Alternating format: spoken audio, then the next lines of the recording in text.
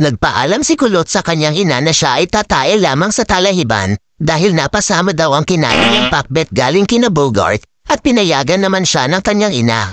Ang sabi ng ina ay lumarga na at huwag mag-iingat.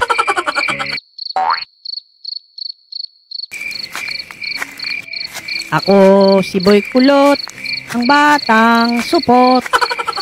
Hala! Ha, bang naglalakad?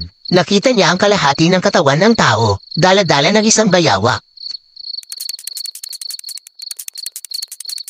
Gustong-gusto niya itong sundan, kaya lang siya ay taing-tae na, mamaya lang daw, at patay ito sa kanya. What? What the fuck? Pagdating niya ay may nauna na sa kanyang pwesto, sinite siya ng lalaki. Bakit bigla na lang dumadaan, ay alam naman niya may nadgumi. Ang sabi ni Kulot ay pwestuhan daw niya ang kinauupuan nito, wala daw pakisabi ng lalaki, dahil siya na ang nakapwesto, at ibinigay daw ito sa kanya ni Mang Boy, kahit magtanong pa siya. Pumayag na lang si Kulot, at pinagtabuyan na siya ng lalaki, at baka abanatan pa siya nito kaya umalis na lang si Kulot.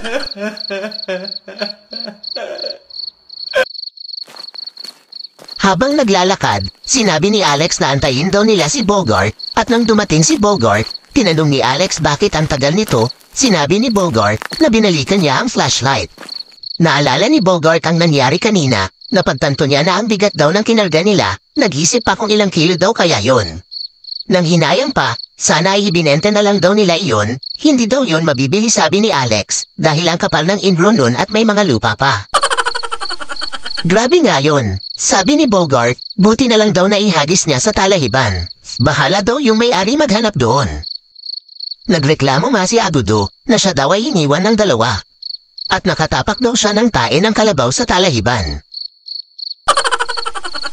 Ang taba daw kasi ni Agudo, sabi ni Bogart, kailangan na niya mag-diet. Ang lakas nitong kumain at mahilig pa daw itong kumain ng mga bahaw. Sinang-ayunan naman ito ni Alex, dahil malapit na daw ang Pasko. Wala na daw diet sabi naman ni Bogart, 1 kilong spaghetti daw agad.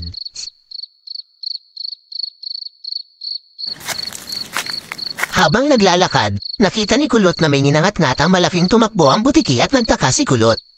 Nang makita niya, ay putol na katawan ng tao. Nilapitan niya ito, at nag-isip kung ano ang gagawin dito. Naisip niya na iuwi na lang sa bahay, at baka kaibigan daw iyon ng ina.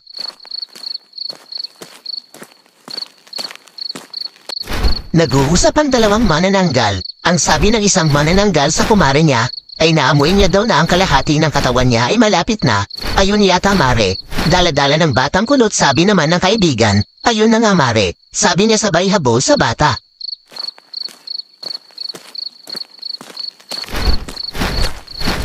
Safe naman daw pala ang katawan ng kumare, dahil batang engkanto daw ang nakakuha. Tinawag niya ang batang engkanto, at sinabi na ibalik ang kanyang katawan.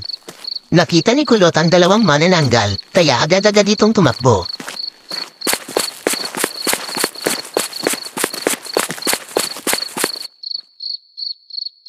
Oh my God! Wow!